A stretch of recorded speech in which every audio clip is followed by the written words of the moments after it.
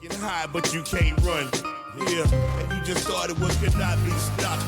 Look, cause you were thinking you could not be got. This is not a game. It's one a lifestyle of finer things. Hustling to come up on designer chains. Diamond rings. Grinding on the daily, I get tried to slang. This is not a game. Yeah. Yo. If you smell, Welcome. First of all, complete that now. right, smell what the rock Yeah. is cooking. Get up into another episode of the Greatest F.O.E show, where we intertwine the cultures of hip hop and professional wrestling. Listen, man, today is season 4. Yo, first of all, clap that the fuck up. This is episode 1 of season 4. Obviously, naturally, you know what we talk about? We talk about hip hop, we talk about pro wrestling, and we talk about the commonalities and the similarities of both cultures. And, you know, just yesterday, this true story, had an issue with my plumbing. True story. Had an issue with my plumbing. No, not my penis, my plumbing. Had an issue with my plumbing.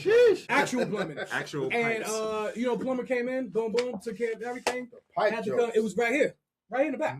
Came through, walked through my office. Y'all know the office. Walked through the office. We were like, what the fuck do you do? Museum. Next 5 minutes, start talking a little something. And then before you know it, he says, yo, what do you think about Drake and Kendrick? I was like, first of all, that was a year and a half ago. Second of all, that was season 2, episode 1. Here's our website.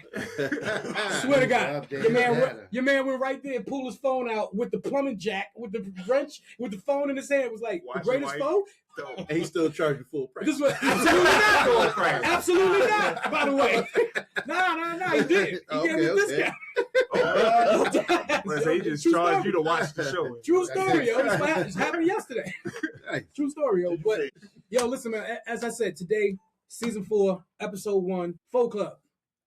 We got a real power player in the house today with us. Mm-hmm. He is the founder and publisher of VUE Magazine, originated in New Jersey, where we are all originated from, except B-Rock.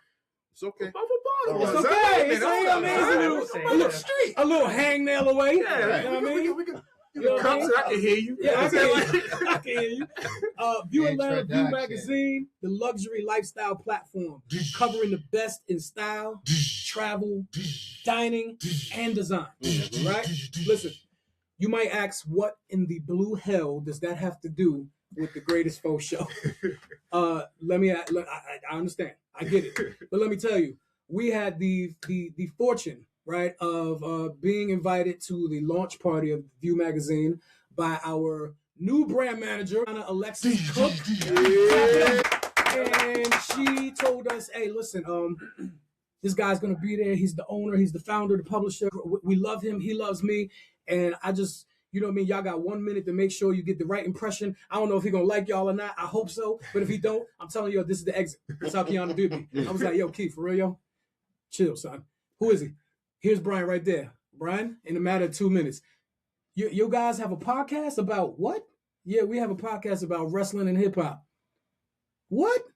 SummerSlam 88? I was like, what? It just so happened that the owner, publisher, and founder of VUE Magazine is a guy, pro wrestling head and a goddamn hip-hop head. You know why? Because the first thing he said after that was, I was listening to Biggie Smalls' Things Done Changed on my way today. Wow. Please welcome Mr. Brian Kovener. Thank you for being here, bro. The way you can connect the dots for me, like my first introduction to print was, I don't know if you guys remember PWI wrestling. Pro Wrestling Illustrated. Pro Wrestling Illustrated. Mm-hmm. Wow. I grew up on that. And The Source. Those are the only 2 magazines I had collectively. So like the fact that you guys are representing hip hop, professional wrestling, literally 2 of my favorite things from childhood. Woo! Today. You know, we all had hobbies back in the day. Maybe we don't like into them as much today, right? But like wrestling and hip hop are still number 1 and number 2 for me. Yeah, look at that. So now Look you at can that. have like 100 source magazines just sitting around. What? It might be worth money. I'm about to say, yeah. I still like got just old sitting source around. magazines. Yeah. I need to go through them, buddy. I'm still subscribed to PWI. Are you right now? They're still Yes. right. Right Good. now. Yep. Good. That's a sickness, bro. Let's go. It's not you said what's a sickness? You said I'm on audition for 2. See? You got it. Yo, so everybody knows when we all get together live in person, we're usually having a Counterparts episode, right? Mhm. Counterparts is the foundational core of what our show is about. You know, some of them are, you know, our most recent one was Andre 3000 versus Goldust. Word. That was pretty fucking entertaining. Were you guys supposed to dress up? as Goldust? Yeah, he was. He left that shit at home. Where did this He come left it from? home. Yo, it's crazy. It's so bad. It's so Open the bad. email. Yeah, he didn't open. He doesn't listen. I to need to anything. stop drinking because I need to stop drinking. He don't use his Telegram right. Yeah, we had what are some? We did KRS-One versus Triple H. You know, I'm trying to remember. It's been so many. I mean, hell, just a few months ago we had the Wu-Tang Clan versus the NWO. Yeah, that one was fun. That was really good. That was. In fact, I think it's playing in that room right there, right now. Perfect analogy. Right? Yeah. Like you had the core, and then it just kind of got diluted at the end. Everybody was Wu-Tang, everybody was NWO. You're right. Right. That was an excellent show. The biggest argument was which brand, as a label itself, was the most strongest. How can we say who had the most impact? Well, that was the biggest conversation. To this yeah, day. it's tough. To this You're day. saying for Wu or for NWO? For both. Who had the biggest brand? Well, I'm gonna say NWA made the NWA. most money. Well, first of all, NWA. NWO you're saying like from which- the West Coast. like what? Like iteration, like the red or the black or the original? No, the NWO, Just the original. entire way. Yeah, Mhm. NWO, the original. Like you think of NWO, you think of Hogan and Nash and Scott Yeah. Hall. Like that. He reminded us of the Wolf Pack. It just went over my head like, oh, Yeah. snap, Yeah, we like did have Sting that was in era. the NWO. Yeah. And like they fought him forever, and then he was like NWO. Just yeah, got it over got weird. Yeah. So we say Wu-Tang to the NWO. Who was the biggest brand? I'm still gonna go with Wu. Still I can still go to Walmart. Give me Wu-Tang some Clan. I was That's like, the oh, fourth you're way, saying bro. which brand between Wu and NWO? Yeah, who had? I think the conclusive, like the climax question on that show was who had the biggest impact on their industries, and that's the kind of where we're still like, I don't know, and that's why we give it to our audience. You know what I mean? And Wu Tang put Staten Island on the map, like Yeah. Shaolin, like you know, like NWO Sure did. didn't really claim the territory. Yeah, I mean, they hardly made Atlanta.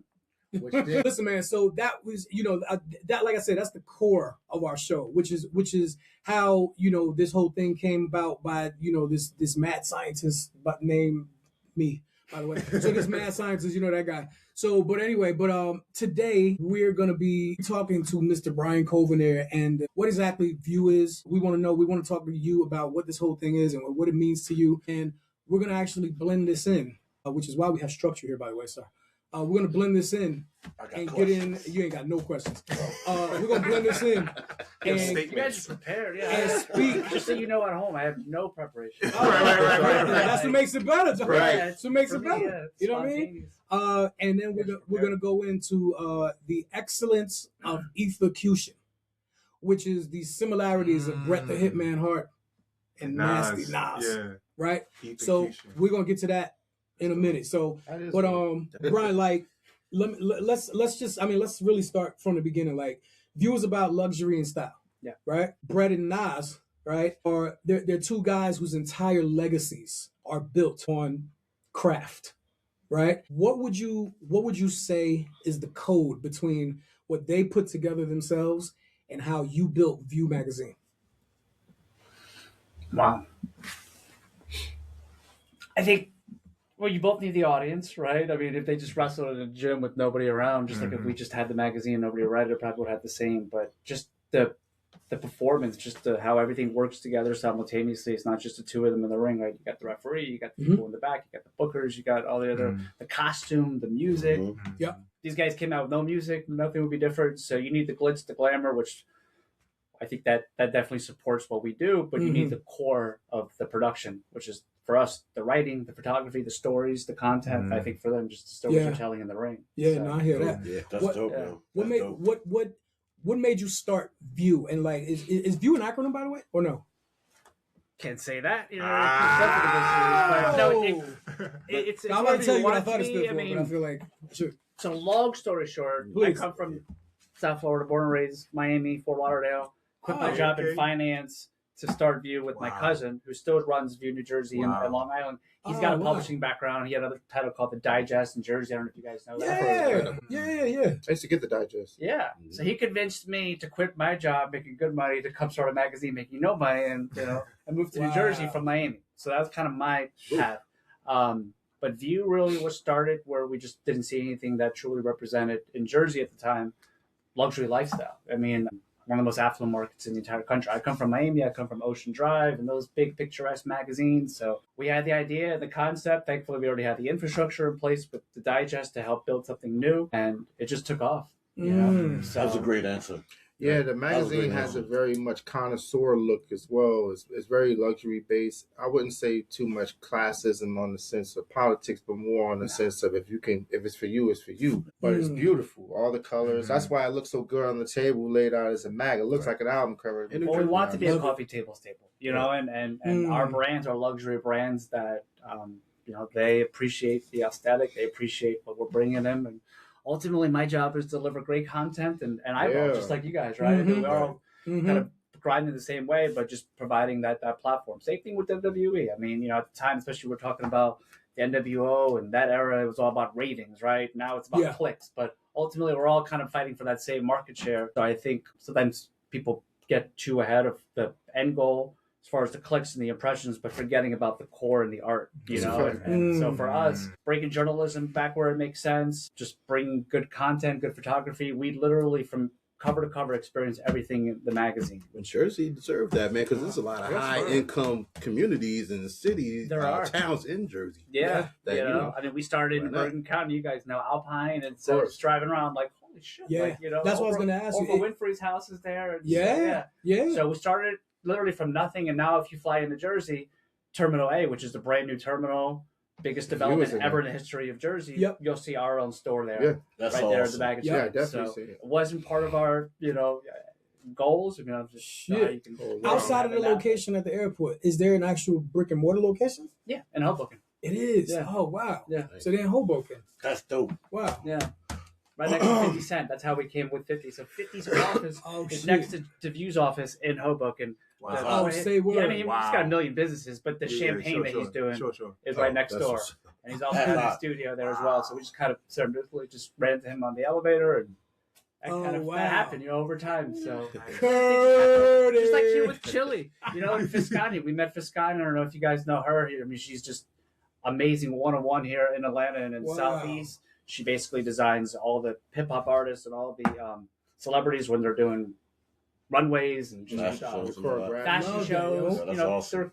So they're working with her, and she was kind of our conduit to Chili and a few others. So it just happened organically. That's how it works. That's how it works. Organically, you understand? And if you're a nice person, people want to hear more, want to know more about your magazine, want to know about, you know, how you flow. I'm going to say I'm a little mad. Somebody took my first question. Okay. Number 2. The mystery. What? It's my turn. Did you find this guy on the way? Did you just bring him with you? I'm waiting to ask my goddamn question. You got him in the corner over here jumping his hand. I just like how you guys have everything. Like, who's got the stapler in the house? Who's stapling around here? Yeah, like, there's no... It's some good paper, too. Some good paper. Good paper. You know, I do want to ask this question, though. When someone picks this magazine up, there you go. What is the vision that you want a person to take when they do so? Like, what do you want them to get out of it? If you open it, definitely that's the cover. That's the goal of the cover. You know, tell me more. But I don't know. Each one has its own feel. I don't believe for us to have any sort of like themed issues, because if you do an issue on this and somebody's not into it, then you may turn off that audience. So the cover is the money shot, right? Just like for any book or for any album. And then inside of it, that's the fun part. I mean, we still are old school, like you guys with the paper. I'll literally print out all the pages of the magazine. Because right now we're putting it all together. So by the time the audience sees it, the next issue will be out. So the issue will, with 100 pages, we'll lay out all the pages, and we just kind of organize it. To me, it's the most fun. Me too. I can spend the whole day doing like that. arts and crafts. It's literally like art. So I look at it like art. I think, you know, I've read some publishers, maybe they see it a little bit differently, but for us, just keeping it true to the art form. That's what I notice makes the book inviting, that alone right there. It's how you're laying it out. It's probably a lot of aesthetics put in there from being fans of the Source magazine or any of these other brands, but then you're also looking at it and saying, how would one be interested if they did this? Right. There's no right or wrong answer. That's art. But for us, to try to keep it engaged, you know, I have a very short attention span, like most people, I feel like. So if it can get me to keep going. Yeah, so it has to be engaging. It's engaging. It's big photos. That was the concept of VUE. it's not an acronym, but it could be whatever you want it to be. It could be VIP, whatever. But for us, it was Jersey, right? Being in the VUE. Okay. In my opinion, the most iconic That's view dope. in the entire world is the New York skyline, and then just That's our point of right. view. I hear that. And we also wanted a name that felt familiar. So it's funny, when we started, I had no issue out. People were like, yeah, I've seen you guys. I'm like, okay, cool. It's just kind of that familiarity. But for us, it's just our point of view. Both my cousin and I, we did not grow up we grew up on the opposite side of the tracks, if you will, than what you find in the pages. So I think having that vision, it's for everybody. Obviously, we are telling stories more for the affluent audience, but still to have that appreciation. When was the VUE? When was the VUE founded? Like what year? 2016. So 2016. So it's about to be 10 years. Yeah. And you know what I want to know, because you just mentioned your cousin like you did earlier. What was the hardest part? What was the hardest part of getting us all together? I'm talking about like the funding, the distribution. Oh yeah. I never borrowed a dollar. So self-funded. Is that right? On purpose? Yeah, I don't want to be indebted for somebody. I have no debt. I mean, thankfully, I did well, and we had a little bit of money to kind of cushion me. And even when I quit my job, I was still getting a little bit of money from there. But even when I came to Atlanta, I'm taking baby steps. I'm not going to go out here and just bite off more than I can chew, but it's expensive to put this together. How did you get sold on knowing that this would be the journey, though? Like, because I'm sure that if you're a person who already understands, I know what the value of a dollar is. I know what it's like to have a good career. I don't really have to do this. But now you're becoming what we would call an MC, a person who just can. And I'm sure you know the MC. Sometimes I feel like that. I'm just like a conductor, right? That's it. So with that being said, conductor is a great point. Now you're wielding all these different tools, and it's new. Yeah. You tell yourself, I love this. Atlanta. Yeah. Like, how'd you get to a space where it was sold and you knew this is what we were doing?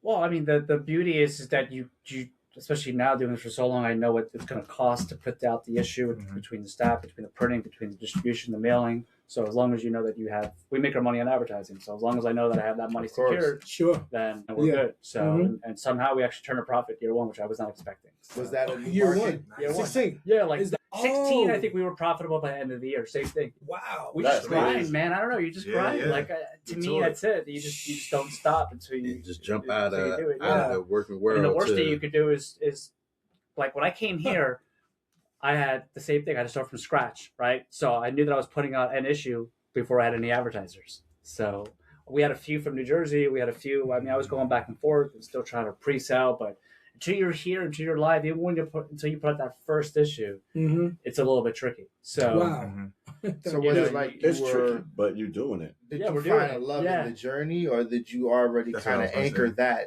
the first day? You said, you know what, I'm about to start a magazine. My cousin already taught me into this. We out. Because you had to care. No, he's there. I'm out. He's still there. So yeah, what I'm saying is, how'd you get sold? Was it a passion for you, or to leave your job? I think, again, varying the hip hop and the wrestling, bringing it back, like that was the conduit for me to get me into the art of just read. I've always been a fan of magazines. Like growing up as a kid, I just had stacks and stacks of magazines. Right. And it was funny. He would come down to Miami and he would just be chilling all day, like going out on the boat, and I'm working corporate job. I'm like, what is this? Maybe I should be looking at a different lifestyle. Right. Exactly. So I think part of it was that allure. It is fun to own a magazine, travel and enjoy the perks, if you will. But I think that was it. Knowing that, what was the worst that can happen? Fail, lose a little bit of money, and then just go right back to it. I didn't want to have any regrets and second guess it. Absolutely, that's good for 2026 too. Did you have a like an aha moment? Like you launched in 16. You said you turned a profit in the end of 16, right? Yeah. So was there an aha moment? A year, 2, 5 years later, where you said, "This is working"? Oh yeah, I think definitely within the first years. I think once you started making money, we knew it was working, and then once we started having people. I mean, we had like John Bon Jovi as our cover, and we sat down with him, and Richard Branson's. I think and then the events.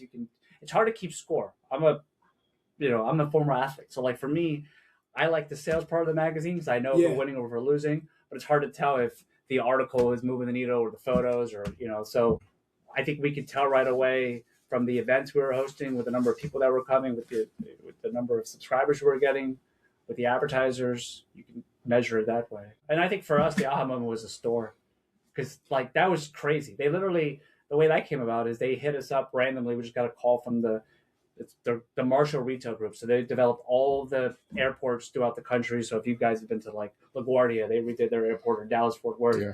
Oh. So how it works is the airports put out bids to all these different companies, and then they reached out to us and they found the magazine, and we're like, yeah, we're putting a bid for the Jersey airport, and if we win, we'd like to see if we can get a store with you guys' name. We're like, yeah, whatever. Oh, that's fire. Didn't even hear from these guys for a year. What? And then they called us and said they won the bid, and then we started that conversation. And even that was like a year and a half. So this was all like 2018. So like they didn't even open until after COVID. But until I saw the actual store with the name and everything, that was like, holy shit. That's the aha moment. But what is one doing during this time? Is it in anticipation to see that through, or is it more like we just got to keep going, and if that happens, it happens? Yeah, always keep going. Yeah, but I never said like the biggest thing in the world could happen. I'm like, what's next? Like even the party that you guys came to, people were like, yeah, it's great, and it was. We had like 300 plus people at the house. We raised a ton of money. We had all the news. I'm sick in the head because I'm at the party that night thinking about what's next. Yeah, right. I'm always thinking about. So your mind is already. It's like it's hard for me to get. I haven't had the aha moment for Atlanta. But it means something to you, so that patience kind of just sits in you, and you don't mind that journey. I love the journey. Listening to you. I said listening, reading your magazine. In your founder letter, you said that luxury is easy to photograph, but it's the purpose that gives it the soul, So what does luxury mean to you? I feel like it's more than just a price point, right? It's like, it's just having the ability to do what you want. I feel like the luxury of time, the luxury of travel, the luxury of freedom. Certainly you can measure that with just the materialistic and the nice things and the nice cars and the nice clothes and all that, which we celebrate as well. But, luxury doesn't necessarily, you can be luxurious and not be rich, in my opinion. So style and drip. Yeah. Right. Yeah. Are you more stylish or are you more drippish? Stylish. It depends. Yeah, okay. It depends. Is it Friday or no? Yeah, it's been overdo. Yeah. Wait a minute. There's a difference between style? Yeah, you actually got me. Like, how do you differentiate? Because like in my mind, drip was like, I kind of understand what he's talking 10 about. chain, like Mr. T chain. Right. It's more subtle. You get real flashy with the drip, but stylish is more like tailor-made and stuff like that. But right. That's what I'm thinking of. Because you could be a king in the woods. You know what I'm saying? But you got the copper jewelry. You got a leaf on your dick. Like you know what I'm saying? But you fresh. But he's fresh though. You know what I'm saying? He's got style for the environment. Is it just taking back? I feel like drip is just like drip is more like the bodacious stuff, the flashy, the music videos. Yo, did you have a particular question or No. I was just touching in on the style and the drip part. I just think that style has to come with some type of nostalgic, some type of respect for fashion. It has to come with the core that fits the luxury of that look. And like you said, you don't have to be wealthy to have that. And I've seen it. I've seen it firsthand.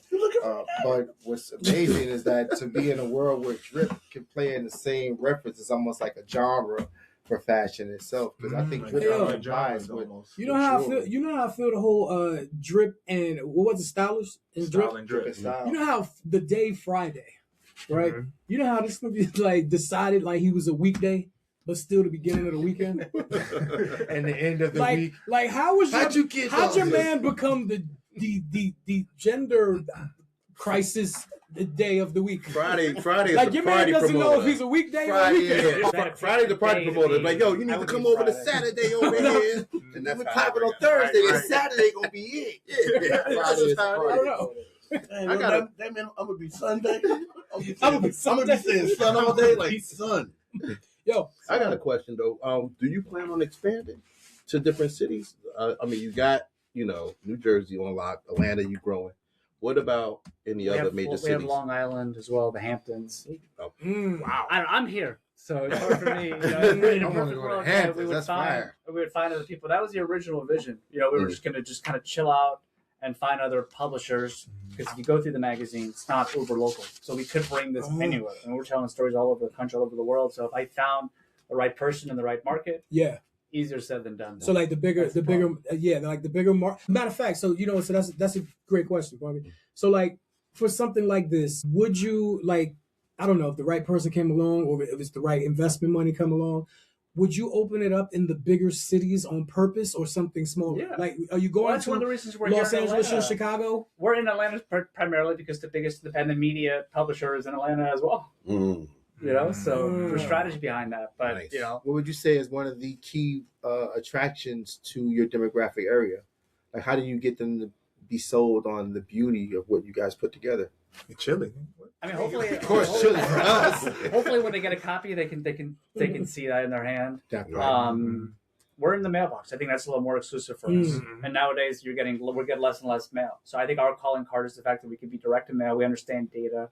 You know, that's really who we are as a core company. So we can ensure that we're targeting people that have the right demo, that have the right wherewithal to buy what's in the magazine. Yeah. It's a sexy magazine. I don't know if I have a copy somewhere, but when we mail them, we polybag them. So, you know, we wrap All the old school We old school polybag. polybag. Hold on. Yeah, so That's where that I'm trying whole to see if I can source pull something real quick. conversation we can, is- we can do anything we want there. Right now, we're not even selling the back, but we just have like the cover. Speaking of magazines, and then we're in a few 5-star hotels. So we're just, I think that's the peep differentiator. that. Other publications, no disparagement. I love, the first thing I did when I came here, by the way, is I reached out to the other publishers and I want to sit down and have lunch with them. Some of them were warm, some of them were not so much, but just to let you know we're here. To me, the rising tide lifts all boats. Like, you're going to see us eventually, but I think the distribution is so old school where people just take stacks of magazines and just leave them at the local cleaners and sushi restaurants and shit like that. Like, that's cool for the little local neighborhood newspaper. And I think sometimes when I'm talking to somebody and they don't see the magazine, like, oh, magazine, they might think about more of a pamphlet and something thin. So I think that's it. Is just name recognition and just continuing to get the magazine in more of the right hands. I'm telling you. Yeah. Like for a person to have this magazine sitting on a coffee table, it look fancy. It's a super conversation starter. Like, how much did you pay for this magazine? So we're mailing the millionaires. I mean, that's ultimately so it's free right now. The So this is not. So wait a minute. So this magazine is not available in standard publications. Like, you won't find this in Barnes and Nobles. No, because we're not selling it.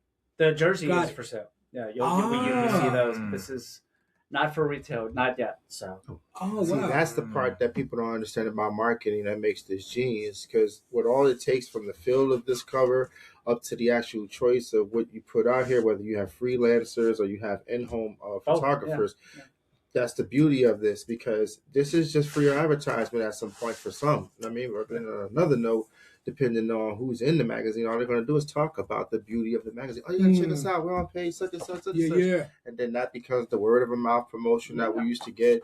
And then it's definitely upscale. Everything in here looks like something that I'm either familiar with or I know someone who also is.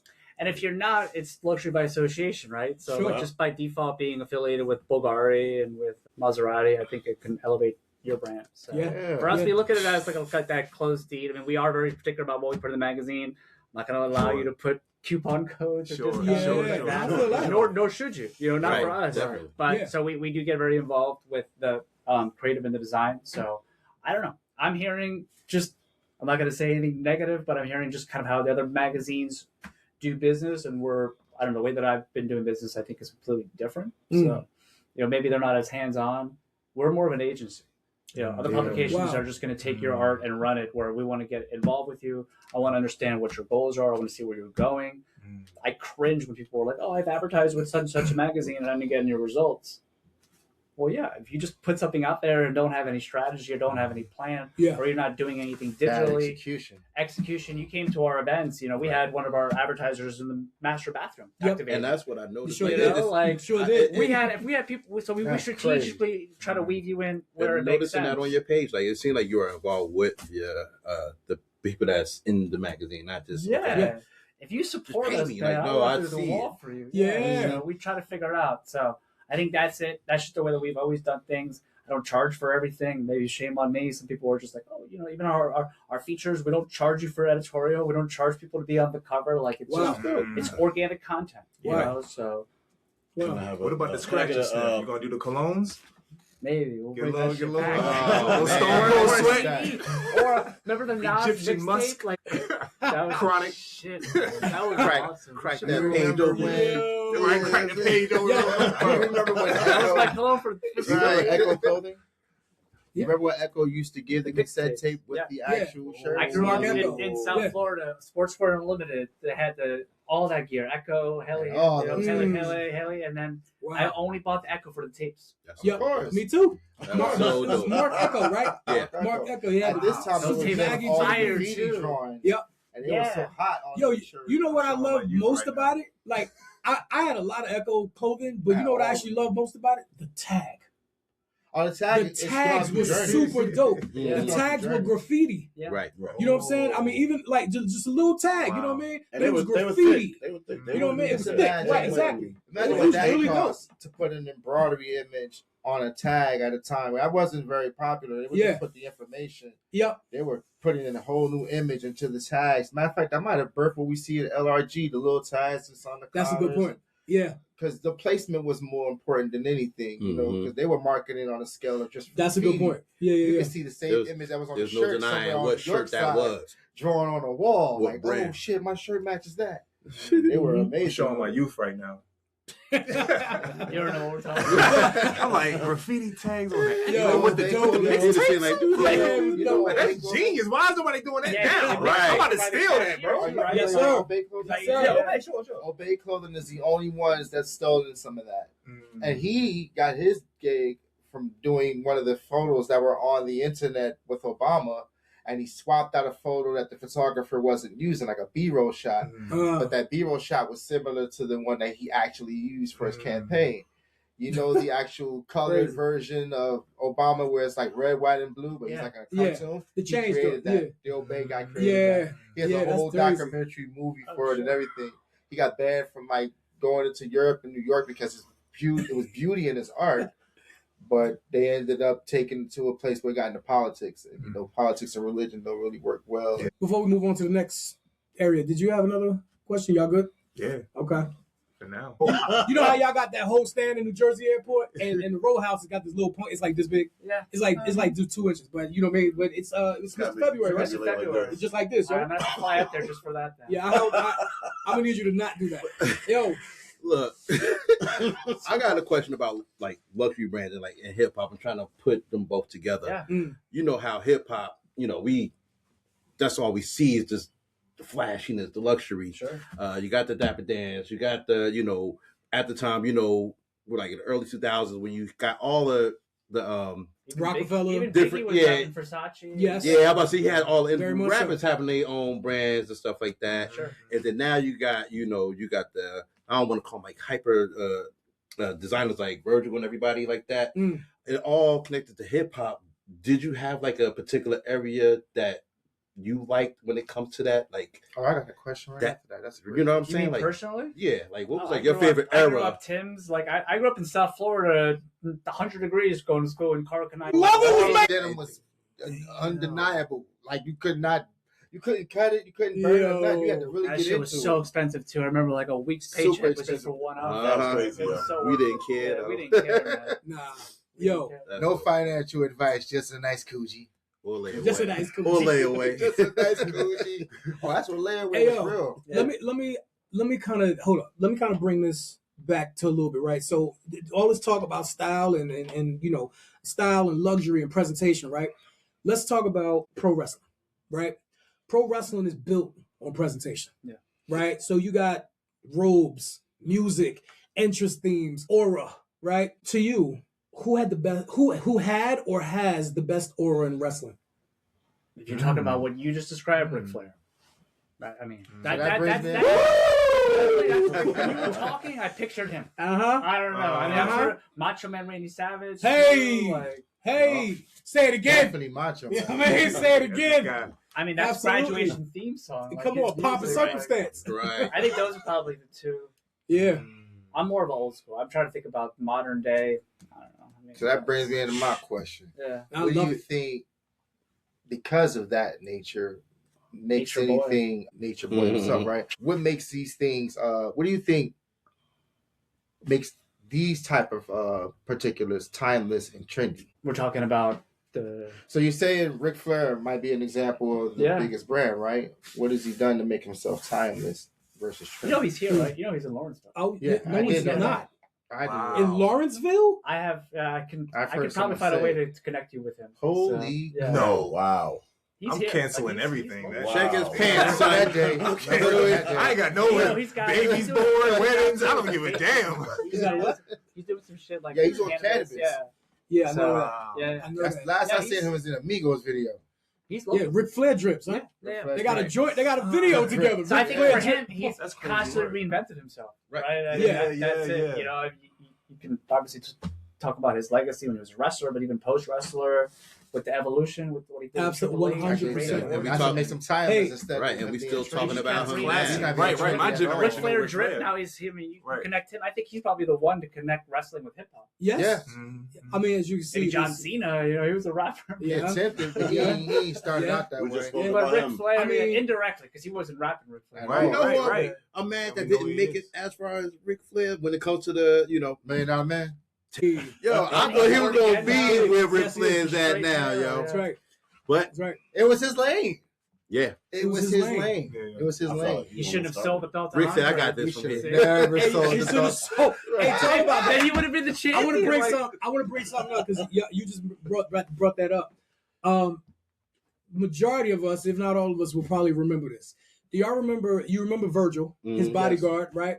Y'all remember when the WWF, when they used to have the wrestler interviews, they used to stand like on a little podium towards the back, and, like it wasn't even backstage; it was just in the back of the arena.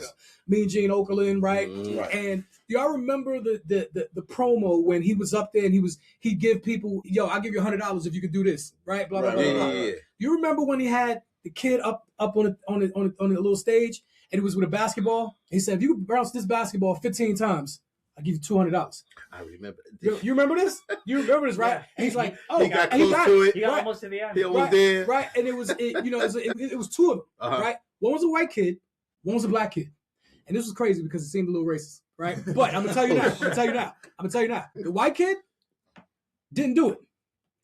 The black kid was at 14 and he kicked it. He kicked it. It was like, oh, sorry. You know what I mean? Gave the white kid another chance. But the white kid was like, boom, boom, boom. And Bill and Virgil was sitting there with the money. It was like, and Ted DiBiase walked up, kicked the ball out of his hands again. Just let y'all know the little white kid was Rob Van Dam. Wow. Oh man, I gotta go rewatch Me it. too. Damn. Me too. I never. Yo, I never most knew. people don't. You know what I mean? It was Ted RVD. DiBiase. You guys know why his name is Virgil? Why? It's a really diss on Dusty Rhodes. Like they were going back and forth with him. That's his real name, Virgil. Virgil. What? That's right.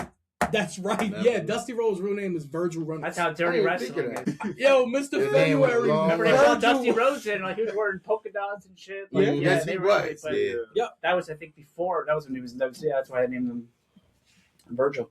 So I always thought that fit was. And that's another one who's right here too. Out of Yeah. nowhere. I think it's in Marietta. yeah, I think Cody and Brandy live Yeah. in Marietta. Let's talk about. Let's kind of get into the counterparts here.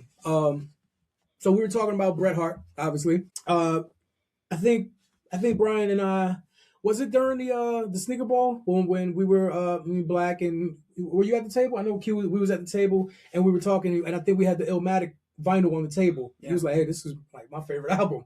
And we was like, hey, and then we started talking about wrestling. He got into Bret Hart, and I was like, wait a minute. That's what That's started actually the conversation. that's actually the first episode. This is, because I put these things together months in ahead, right? So I knew, and when you said that, I was like, yeah. So we got Brian for that. you compared. You were like, which wrestler is like Nas, or maybe it's the other way around. Which Yeah. but yeah. Yeah. So I look at Yeah. like there's a lot of people who consider Bret Hart as, like, from a technical aspect, the greatest wrestler of all time.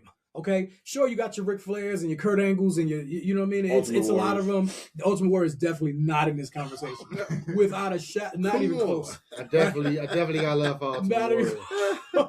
Well, You guys want to plant the seed for a future debate? I don't want to take you too far off track. I was talking to my buddy about this the other day. The careers of Ultimate Warrior and Goldberg are parallel. Very Yes, they are. powerful. But who made a bigger impact between the two? I would say, Ultimate but then Warrior. Ultimate Ultimate Warrior, Warrior, yeah, yeah, Ultimate Warrior yeah. would definitely be the bigger answer because there's still people who wear that paint today. And I feel like his match with Hulk Hogan at Summer, like Sky, Oh, that was Yeah, crazy. it's more Toronto. iconic than Cocaine and yeah. Oh, Warrior God. was Warrior. That I agree. Yeah. That little run was amazing because it was out of nowhere and it went away so dramatically. You mean his career, or when he ran to the ring and then ran back? All of it.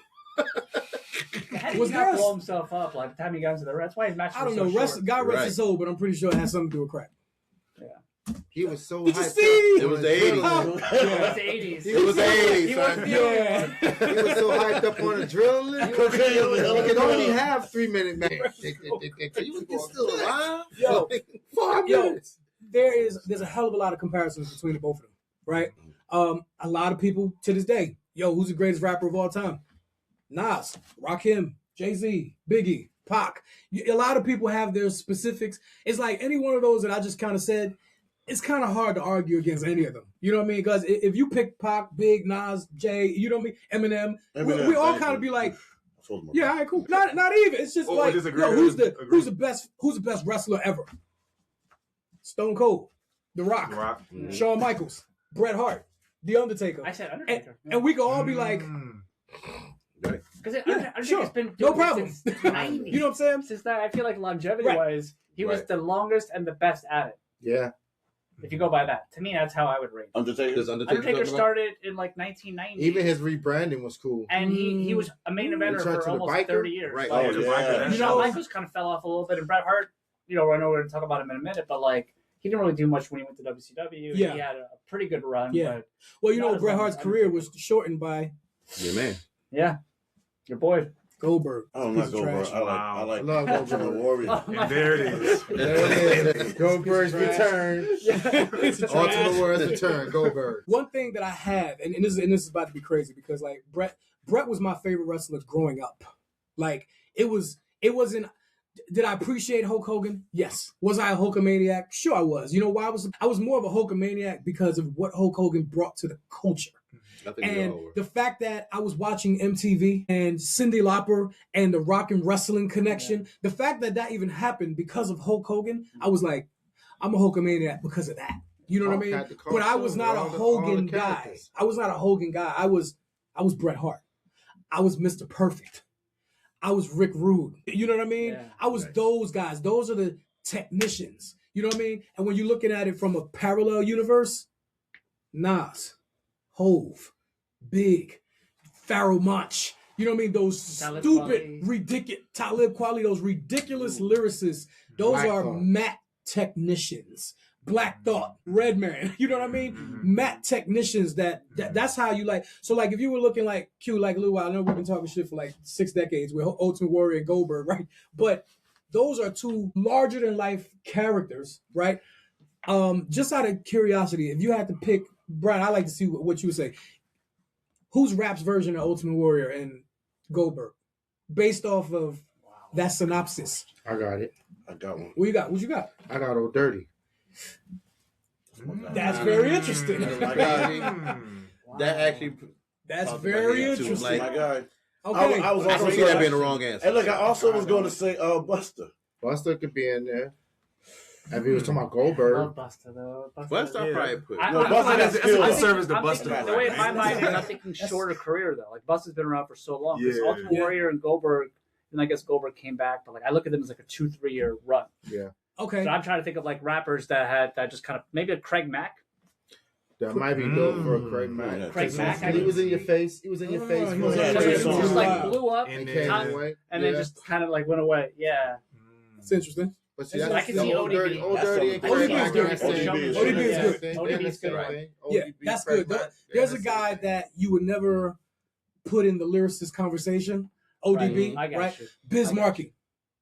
Yeah. Same kind of Yeah. Right. larger than life character, Yeah. right? on a Those are super guys level. that you wouldn't put in the lyricist conversation, right? Mhm. But you would be like, I really enjoy what they do. They, You know what I they, mean? they I made enjoy their what mark. bring to the They table. made their Yeah, mark in the very industry entertaining. to where you They're won't colorful. forget them at all. Sure. You know what I'm saying? Right. So Sure. they are part of the culture. You like them, you really like them. right? Yeah. So Right, exactly. So, matter of fact, that's a great segue because what I was getting ready to say, when it comes to Bret and Nas, the code that they live by is the purest. You know what I mean? We're talking about super duper technique and technicality. You know what I mean? Almost to the point that they're so damn great at what they do that I can understand when some people have come to me and say, I recognize how great they are, but they're a little boring. Bret kept the same look forever. This hair stayed dripping, them glasses stayed square. It was the reflector from the middle to the half top. He didn't look at nobody except for himself. The Mobb Deep with the Nas and the girl. Oh, the new one. They have I didn't realize there was a video for that. There's a video for that? There's a video for that. He looks the exact same, like from like the 90s Nas. So he hasn't really changed. They got a little hair. Yeah, I think he switched on. Yeah, let me grow a little bit of this. He got dreads though. Yeah, like a little bit. The whole album. He got twisties. Oh, so you have heard the Mobb Deep You Infinite? got BDBs in the front. Oh. What you think of the day I saw out? Did you hear it? Have you ever? I heard. I didn't give it I literally am not a Nas fan. There's Dookie in it. That's all I want to ask. Oh, you're not a Nas fan? But not Damn. See, that's That's because they said it was safe, but they just say Why you probably only heard like Uchiwala? That's all he hears when you say that. yo, you can't. He knows Illmatic. He loves Illmatic. all of it. But the fact was, listen, this man right here, I love this man.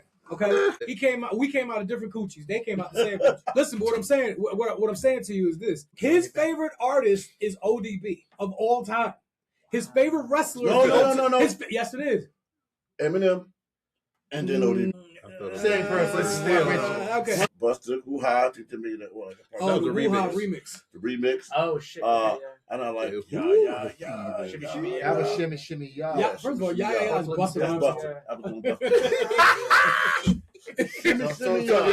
Shimmy, y'all. As an old dirty fan, mine is shimmy, y'all, and dog shit.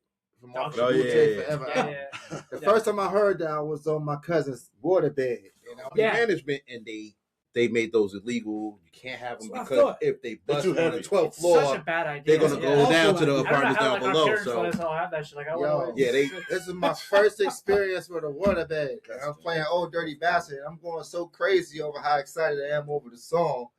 I'm pouring the water around and shit, trying to just like sing the verse and act. You know, when you're on the bed, it's more stable. Let's drown to that bed. I literally doesn't come in the room. Yo, B, Water everywhere. is Nas boring? So here's the thing. I came into Nas late in the game. Now, mind you, I was a kid during the whole beef and all of them coming out and stuff Okay. like that. But I grew up immediately on Jay-Z's side.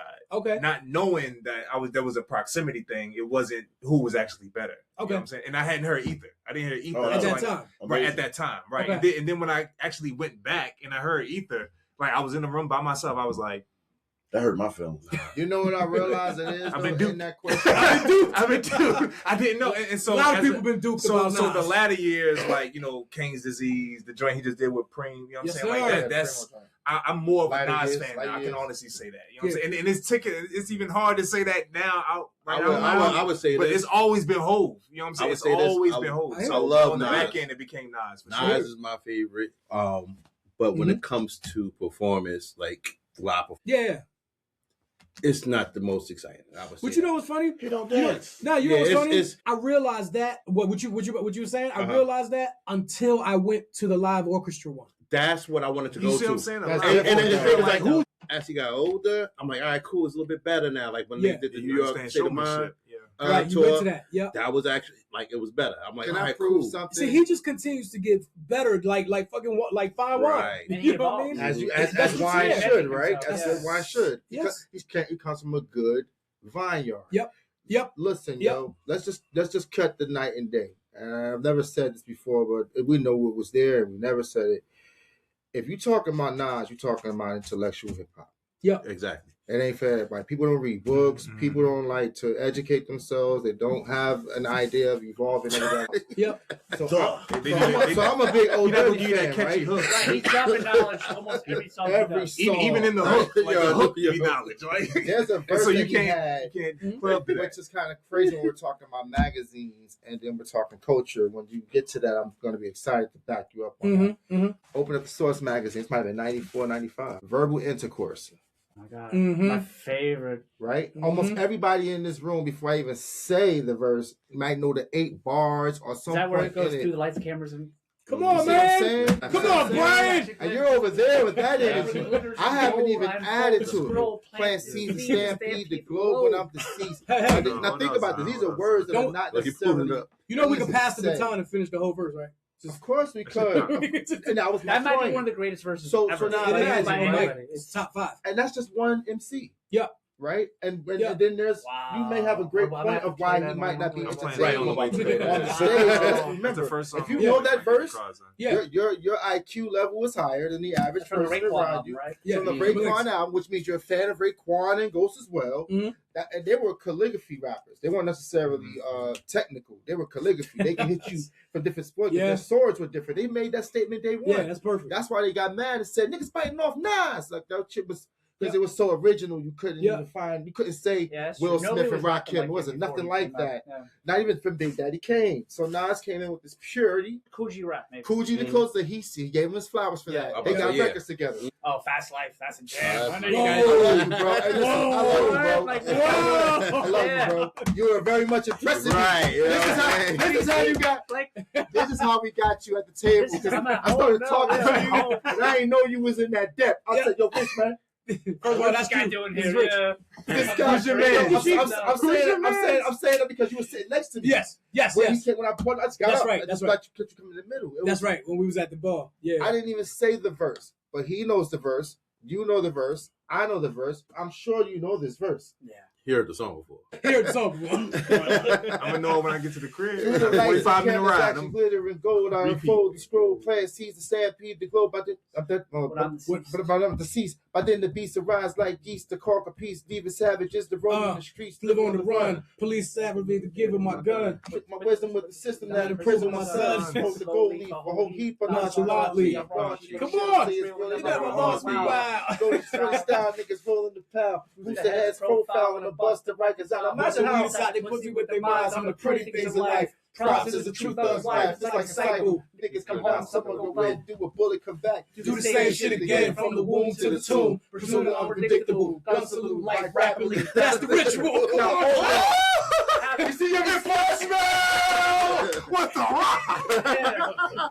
Now listen, we fought you something. And we still remember that. And we still remember that? Your teacher didn't teach you that. You went and learned that yourself. How did we learn that? Yeah, that wasn't in the back. We could never be boring. Wait. Wait, hold on. You said, how do we remember that? Your teacher didn't teach you that. Bar. No. That wasn't Your teacher in the building didn't teach you that.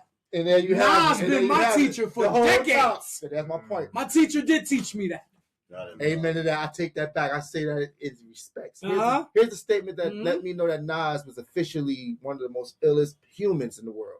There's a line that Nas said that I used with every girl I ever dated. So now think about this. Nas came out in the 90s. Yeah. I had to be young enough to understand man and woman at some point. So I'm like 13, 15, right?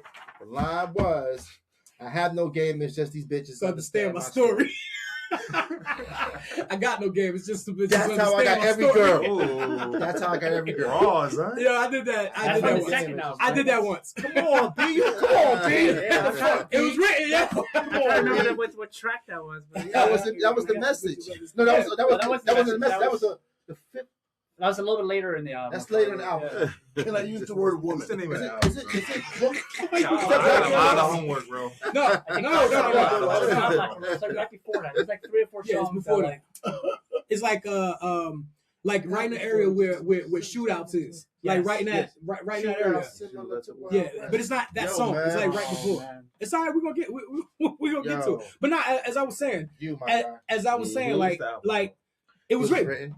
Yeah, it was written. Well, were you talking about what we're talking about now, or when we all did the unison verse? Yeah, the unison. The unison verse is Cuban Links. I already got it on the list. You hear this now? Yeah. I'm in the car like, I've been going to antique store trying to find out purple tape, yo. You mean the physical purple tape? Physical tape. Yo, fam. I've had it twice. I'll tell you where it is. Where? Raekwon is selling it directly through his. Keep running out every time I check. Unless you got some now. No, y'all seen it? Okay. Yeah, I seen it. The actual purple tape. It was sold out. Yes. My Red never brought back his red tape. Yeah. And it came out before. Now's your cue. I'm gonna. I read something. Crazy. Just say it loud. It's loud. What the hell am I supposed to say loud? Damn it, Diggs! Yo, this guy can't even It's your cue.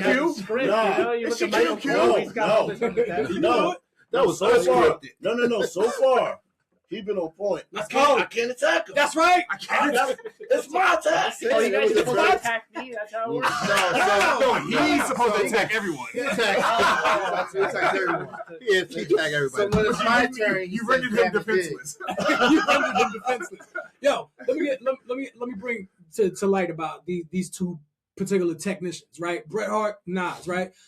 Two particular areas in their careers happened, right? Which were, I mean, like earthquake type of things in their careers, right? Nas, Jay-Z beef. Takeover, Ether, we could talk about that. Your man left condoms in your man baby backseat. It just like, it made your was moms disgusting. apologize. Disgusting, right? Damn. It was so personal. rude. It was so personal. I'm sure everybody, you know, if y'all remember during this time when Bret Hart left the WWF at the time, right? When he got the Montreal Screwjob, right? You familiar with the Montreal Screwjob? 1997 Survivor Series, Bret Hart was leaving the WWF. He was the title holder. He was going in to defend the title against Shawn Michaels. Okay. And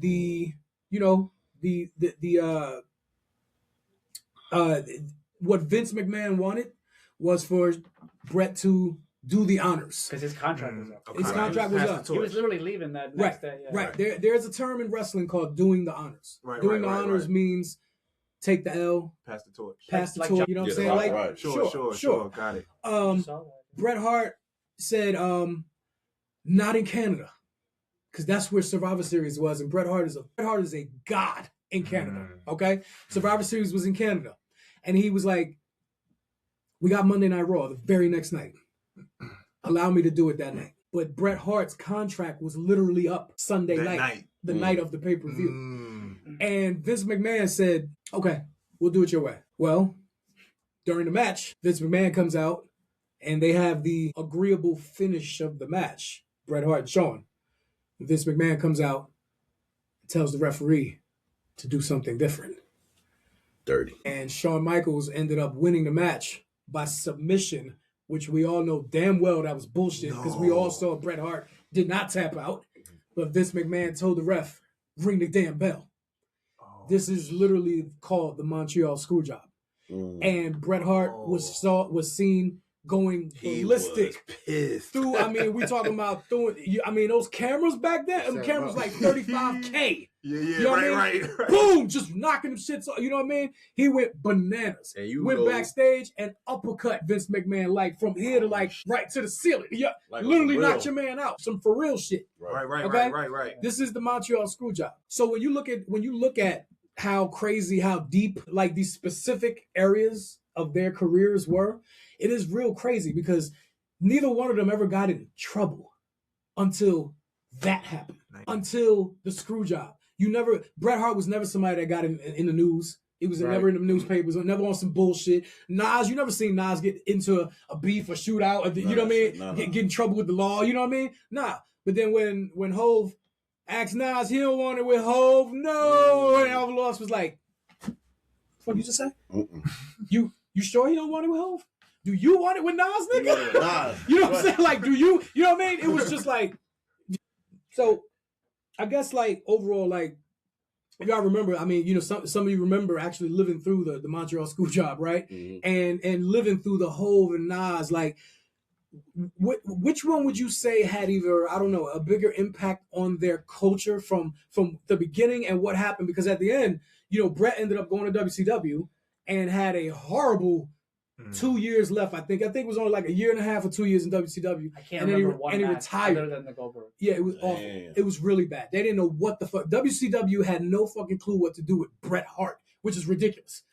Just fucking stupid. You know what I mean? Like that's like, imagine, you know, Jay-Z is on Def Jam, right? But all of a sudden, Jay-Z just gets signed to Sony. I don't know what to do with Jay-Z. What? I remember when Jordan what left. What is wrong with you? Right. And nobody wanted to pick up Scottie Pippen. And I'm like, how do you not? First of all, Scottie in his career. What are you talking about? This is wrestling and hip hop. We don't do basketball. Go and say the point I'm making. I'm looking at you. This They got is to the the playoffs, though. moment. Without Jordan, they still got to the playoffs. The point I'm making is it reminds me of here's a key player like Scottie who didn't get a chance to get the same fame even after Jordan leaving. He literally was a kid. He was a guy nobody wanted to pick up. and he's just left championship rings, and this guy's left. So it's like it doesn't make sense when you see people get put in those type of positions where you can kind of sit by yourself, but if someone leaves you as a unison. And see, I agree with that. I agree with that. When I go to my laundry, my dryer, and I pull out two different color fucking socks. Yeah, I got one yellow sock and one blue sock. It's the same. Separate the colors. Separate the colors. God damn it. That's pretty much the point I was making. You know what's funny about talking about like fashion and luxury while we're still talking about Nas and first of all, not Nas. Bret Hart made it cool to wear pink. Oh yeah. Before Cameron. Way before Cameron. Cameron was still somebody he owes him the respect to go back and say, "Hey, yo, Bret, come get in this video." Yeah. But, let's be real. Let me tell you how hip hop Bret Hart was. You might remember this. You remember at WrestleMania 11, Bret Hart was in backstage, no shirt, just a leather jacket, the same leather jacket Q had on in the Row House Centerfold. Yeah. Bret Hart, right? Next to Bret Hart was both Salt and Pepper. Oh wow! Oh yeah, that's right. You remember that? Lawrence Taylor. Yes, Right. You gotta watch that match. Lawrence Taylor. Yeah. Main event at WrestleMania versus Bam Bam Bigelow. That's a yeah. You talk about Bret Hart and Salt and Pepper together. That's hip hop. Which lets you know how much pop culture was crazy at that time. Those Super. cross brands for real. Super. And Lawrence Taylor, dog. Oh, that's like different arenas all by itself. Yeah. That's super. But like I said, like Bret always wore those dope ass leather jackets. But like I said, but his in ring gear was pink and black. Right. And I always thought, I was like, yo, that shit dope. You know what I mean? Shoulders down. He gave it was no question though. Like, if he had a deal that gave him like some type of sponsorship or some for his you know what? During that time, that's crazy. Later on, that happened with no. I'm talking about no. Neither one of them. That first of all, it's a great question because that wasn't happening at that time because those glasses were WWF. Really? Property. The WWF made that. They're probably cheap. They made the glasses. They were polarized sunglasses. Yeah, that's what I'm saying. They made that. So you might have the Hitman logo or the Macho Man logo on it. You know what I mean? So, but what you're saying is obviously super smart, which happened later. Like years later. You always have to buy a pair of sunglasses. But they were already branding before it was like Hulkamania was already something to wear. I think I had a pair. It had the Bret Hart logo. Absolutely. Or had something. Absolutely. Yeah, I think he did. And the Macho Man glasses had the Macho Man logo. Yep, absolutely. Right. Now you talk about that for like $30. Oh shit. They're like $1 sunglasses. Yeah, right. You talk about but luxury and like a clean look, like we were talking about earlier. What was where we looked at Drip and Stats, right? Yeah. Nas always been super fly, always super fly, but from a very clean aspect. You know what I mean? Always had super low cut. Always. So like somehow, some way, you know, Nas is my favorite. Nas is your favorite. Somehow, some way, we need to figure out how to get you, me, and Nas on the cover. Thanks. I'll figure that out. Speaking it to existence here, you know. Speaking of manifestation. I actually watched Belly last week for the first time in forever. Because it was fire. Yeah, in forever. Yeah, I thought you was gonna say you probably had popcorn and everything. No. I memorized it. Like, and it came out almost crazy soundtrack. Literally just sucked me in the whole movie. You know they shot the scene when Method Man was shooting out the out of the strip club when he got shot out the strip club. I was there that night. That's in Irvington. Yes. Mm-hmm. Yeah. You was in put one of I think it was Oklahoma was the police department. Oh, I don't know, but I'm still kept saying I'm still fucked up that it got turned into a pizza all the time. Or you said it was in Florida. Fort Lauderdale. Okay, yeah. I'm sorry because I thought you had said at Home Depot in Jersey. I'm like, hey yo, I'm here to see. You remember that whole gay Q that lap dance on the centerfold? Yeah, she at aisle 7. I need you to go in the 7. You know what I mean? Like, you can get the like right next to the nuts and bolts, my nigga, the flange gasket, the flange gasket. She was 7, bro. Flange gasket. Yeah. Let me ask you the question. Who's the best technician in their craft? Is it Bret Hart or Nas? The silence of the lambs is deafening. Why do you have to say one? I guess if you have to pick one, I would pick Nas because of the longevity. Good answer. Yeah. Good answer. That's me. And I think that if you ask any hip hop head, top 5, top 10, Nas should be in it. I don't know if you can make a case for Bret Hart being everybody's top 10. That's a fact. Right. Yeah. I think you'd be The wrestling purist, absolutely. Wrestling purist, wrestling non-purist. No, I don't agree with that. But like, what he's saying is, if you're not a hip probably hop find purist, a way to find right. 10 wrestlers over Bret Hart and make a solid case for them. As a better wrestler, everything, whatever you want to consider it, wrestler. Nah, but maybe, like the point that you said, a purist though. Let's do it. Let's see what your 10 is. Give me 10. Kurt Angle. I hate to say Chris Benoit, rest in peace, but I don't hate to say it. Whatever. Eddie Guerrero. I'm doing his top of the dome. Mr. Perfect. So Eddie Guerrero was better than Bret Hart. That's a fight, though. That is. First of all, Eddie Guerrero is very near and dear to me, sir. Yeah, that's a fight. That's a very good case. Brian Danielson. Brian Danielson. Yeah. I'm helping. Shawn Michaels. I think you could say. Yeah. Really? Nah, there's some people. Shawn Michaels is Ric Flair, like his Ric era. Flair is definitely not better than Bret Hart. His era, like you don't think his era was though? The 70s, 80s. No, Ricky Steamboat. Hey, listen, you're talking about people that are very technical. Wait, did you say? Think about it, right? Because Bret made the sharpshooter, right? And right, like I make it believable.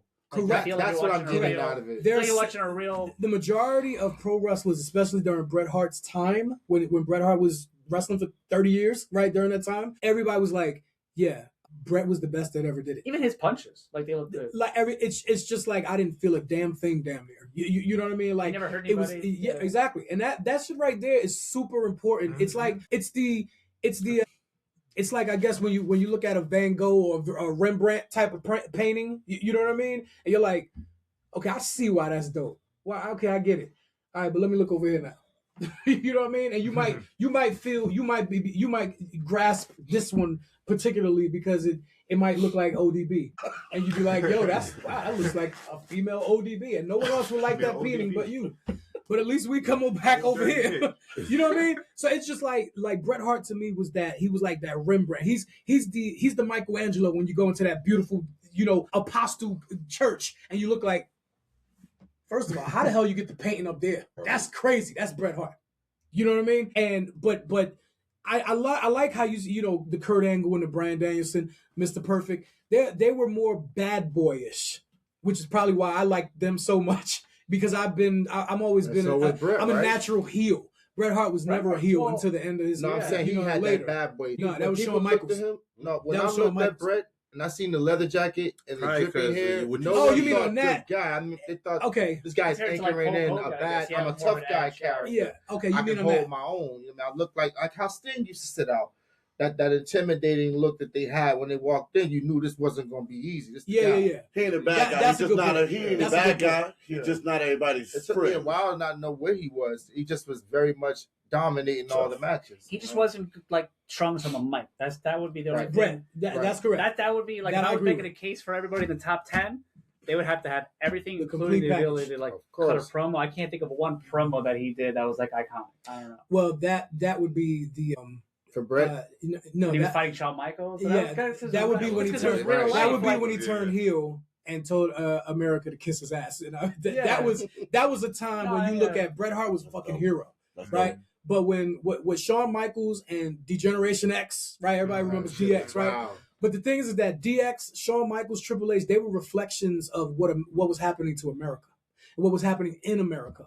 Which is, remember how we talked about with the Wu-Tang and NWO episode when we were talking about Jerry Springer, and Richard Bay, and all of the guys. Yo, it was like we were hearing ass and bitch at 11 a.m. on Channel 11.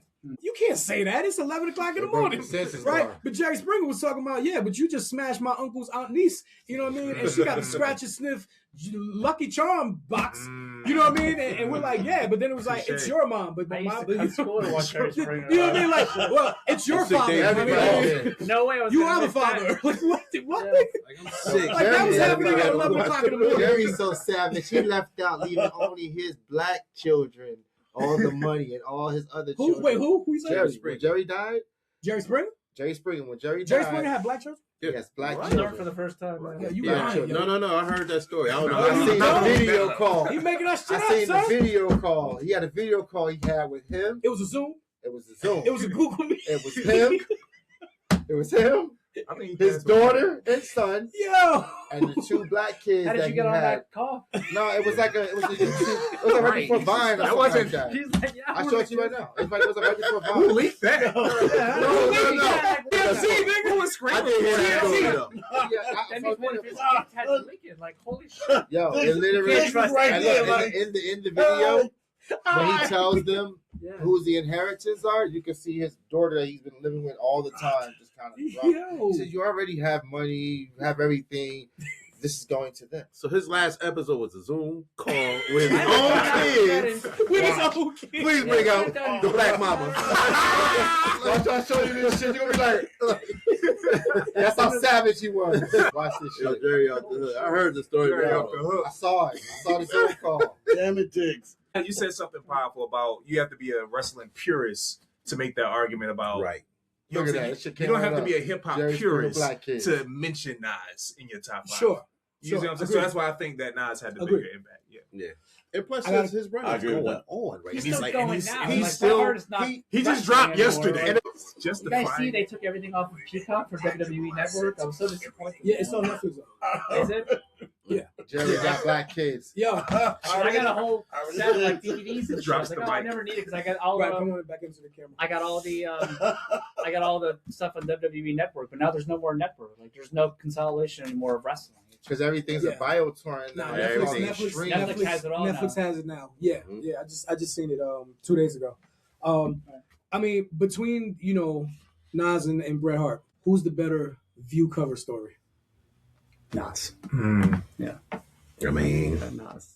Hey, he's still going. He's still relevant. Most of our audience would not know Bret Hart. Whoa.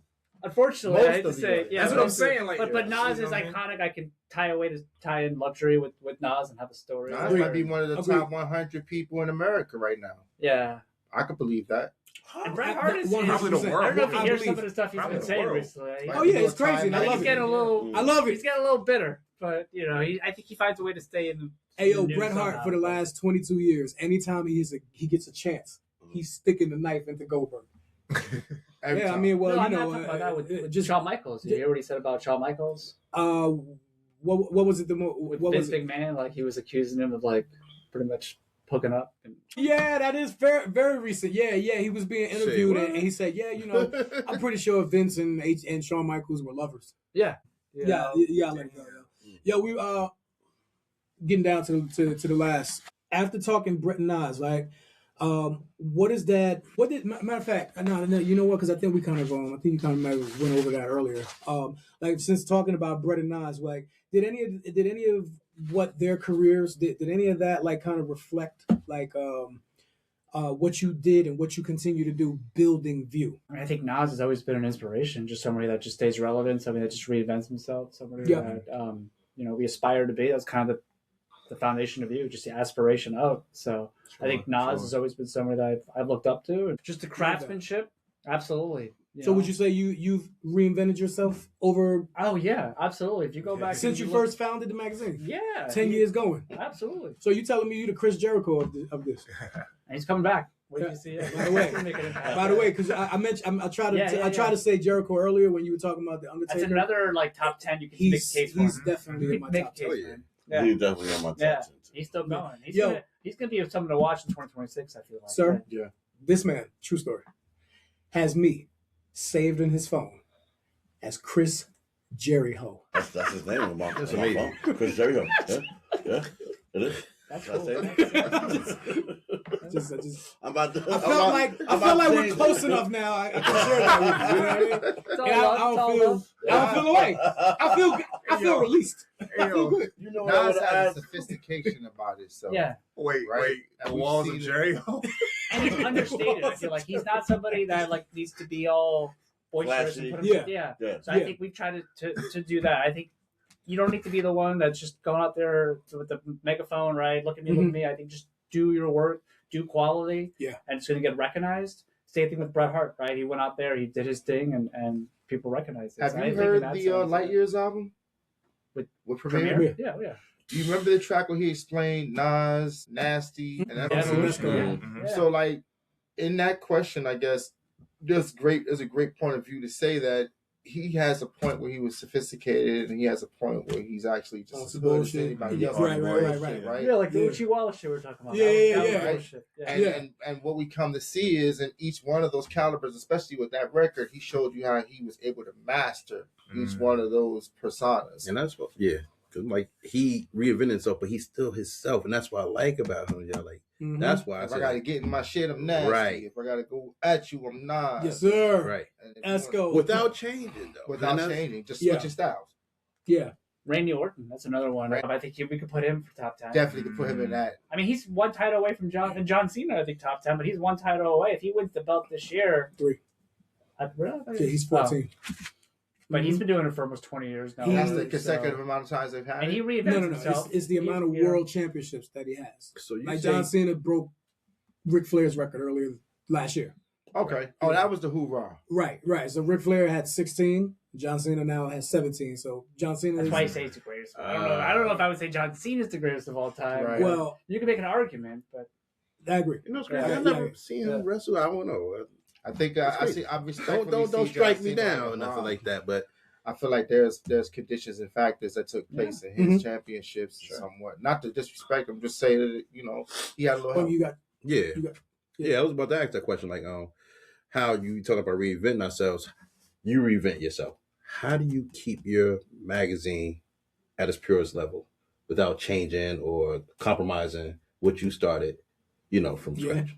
Just like Nas's career. Right. It's a great question. Yeah, that's a great question. I think it's okay to still pivot and adjust and change. We can always add a few pages. We can always adjust the content. But I think staying true to who we are, you're not going to see any brands that are not luxury brands in the magazine. I'm not going to take money from somebody that's going to affect someone else. So I think just staying true to our audience, staying true to who we are. But other than that, I don't know. I'm a color outside the lines guy. So I think it's okay to change it up, and evolve and adapt. I mean, just the evolution of media has changed so much in the last 10 years. Of course, we've had to adjust from print.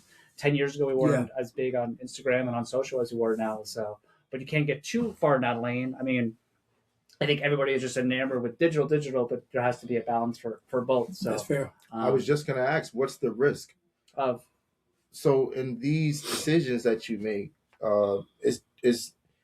it's one thing to just go ahead and say, okay, well, I'm just going to try this out and see if this works. And then it's another thing to say that if you don't see the results you want today and still have to dig in to see the results tomorrow, and it may not be here tomorrow, but then dig in and it shows up on the third. Yeah. What's the risk to seeing something like this become birthed? Depends on how high your pain tolerance is, I guess. That's it, bro. I guess the risk for all of us is money, but fear is what holds all of us back. Sure. I had no reason to quit my job and start VUE. I wasn't upset. I wasn't in a bad situation. I was like one office away from the CEO. Like I had that corporate corner. Corporate Corner Hustler was like the book that I was writing. Like I had everything. I went to school, everything. All the boxes were checked. I could see my building from my office and vice versa. I had floor-to-ceiling windows overlooking Biscayne Bay. I was good. And I said, you know what? Fuck it. Like, let's quit and have zero income. So the risk, like, I've already put myself through the absolute worst pay tolerance you can think of. So, and I moved from 80 degrees to 20 degrees. You definitely did. He definitely did. I think as long as you can also stay within your means. I think sometimes people try to get too big too fast and they blow up, right? So getting too big too fast. Yeah. What's that look like from the perspective of a person who survived it? You didn't do that. So yeah, like for example, I could have come here and I could have printed, 100,000 magazines and just went crazy and all that. Sitting with it.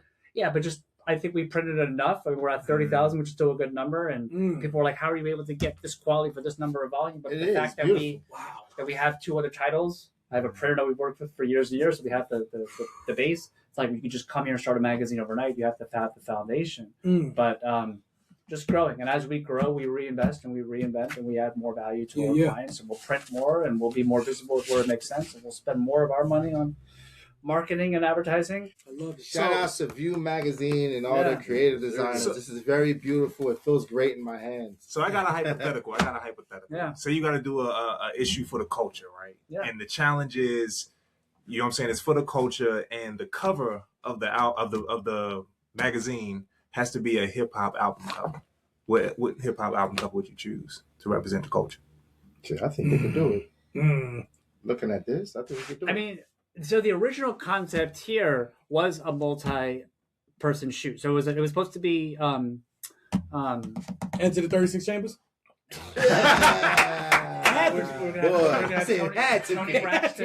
I'm drawing a blank of his name.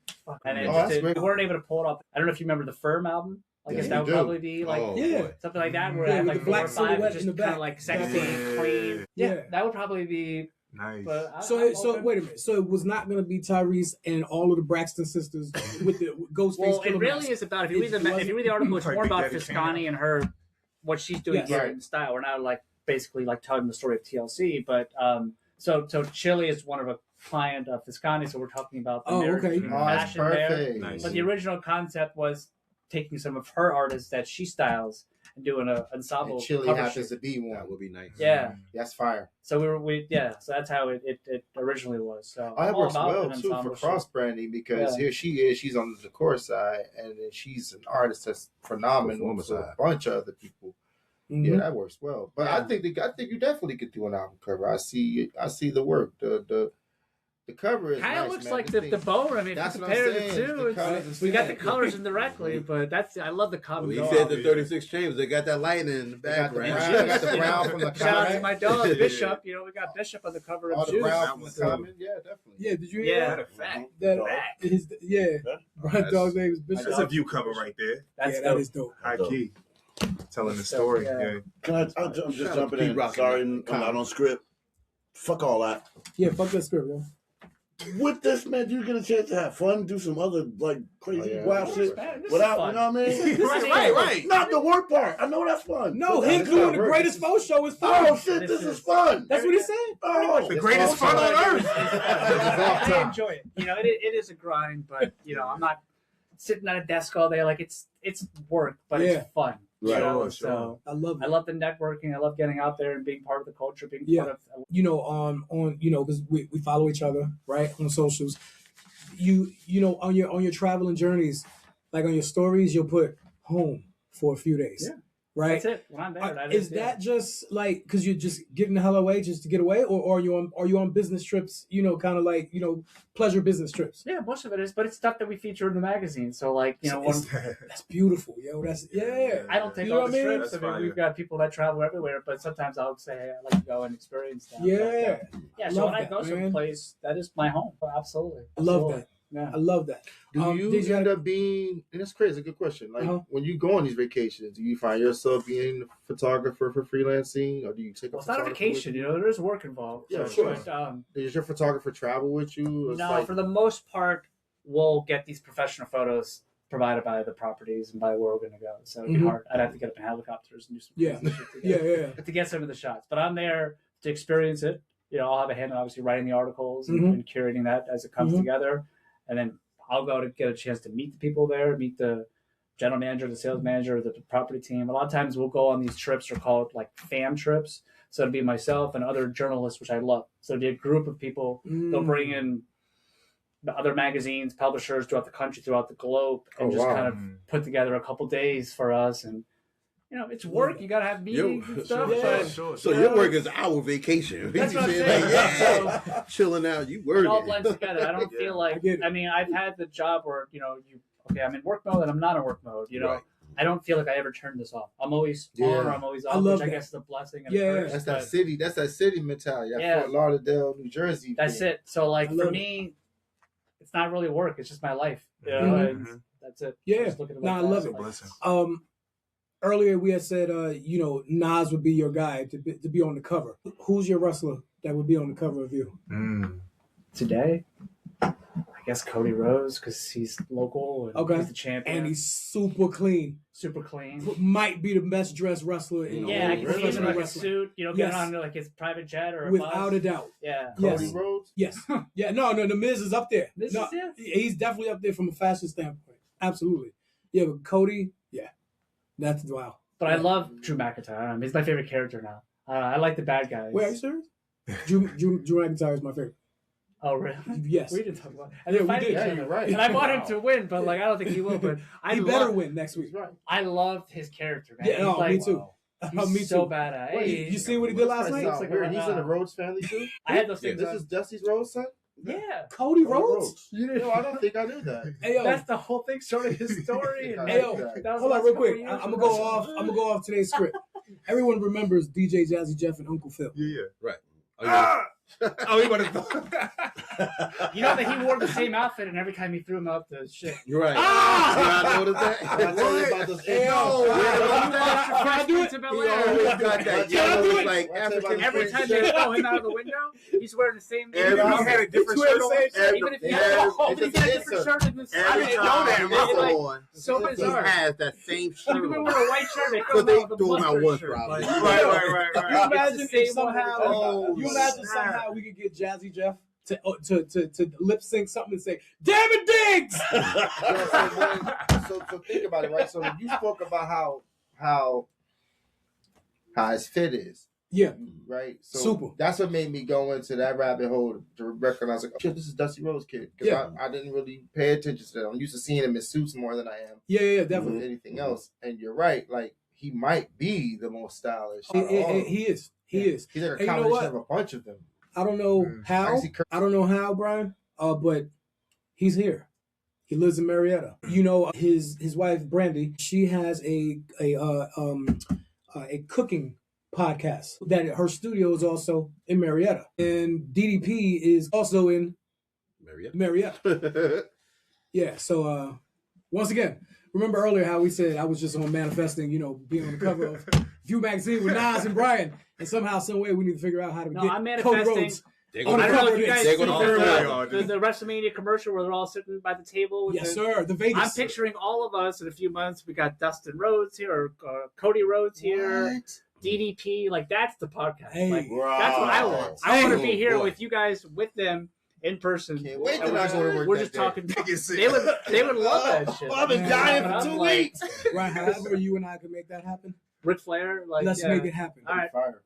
Please, Okay, let's make it fine. happen. And you know, Kiana reached out to me yesterday, by the way, and she said, first quarter 26 live podcast at the Commerce Club. And we're planning another party there. I think that was before we guys met, but we did a banger at the Commerce Club last year. She said Oh, that. did you? Oh no, Yeah. I don't think. Yeah, we have it. Yeah, So we're looking at that. 4-9. We like to do our parties on Thursday, so 49th floor. Yep. So April 9th, we're looking at 4-9, Mhm. 4-9. So we're Oh, that's planning. nice. Oh, That's that's our big. birthday So week. yeah. Yeah, that's our birthday week. April 1st, April Oh, 7th. shit. So maybe we need to invite our boys, some of these wrestlers out Hey, there. hey, Hey, Birthday Talking dirty. I believe in manifesting. Hey, putting me things too. out there in the universe. Me too. and- Right. Yeah. Come and talk about what you gonna do. We are literally the very beginning and the very end of the first week of April. Yeah. The 1st and the 7th. That's sick. That's dope, yeah. Mm-hmm. I've had a lot of fun. Yeah, this is lit. Yeah, Great. so I'm You're dope. This is You're great. dope, bro. Always Oh, great. For sure, bro. Brian, where? You have great answers. Hopefully you guys have me back some Right. point. So yeah. Of course. that's a given. So where? Because I think I may have asked you earlier, but where can our audience and everybody's audience period, like, where can we find the VUE? I think you said that it's in publication in up north, but not down here yet. Oh, you know, we're 30. I mean, we've had VUE for over a year and a half in Atlanta. Well, We're I in thought you Toronto. said it wasn't for sale direct Oh down no, here. but And that's oh, what I you're mean. saying how can you get a Right, copy? right. How can our audience? Very easy. Find AtlantaView.com, okay. VUE, AtlantaView.com. You can Okay. subscribe. What, $12 a year? $2 a year to get a So copy in your how mailbox. often does the issue? Bi-monthly. Oh, so we're talking about 6 releases a year. We're dropping 6 a year. Oh, okay. So you can get a copy in your mail. Most of our distribution is direct mailed. So you can subscribe online. You Okay. can get a copy in your mail, and then we also direct mail based on household income and based on net worth. And then we're also in the Intercontinental Hotel in Buckhead, Hotel Signia, some private jets.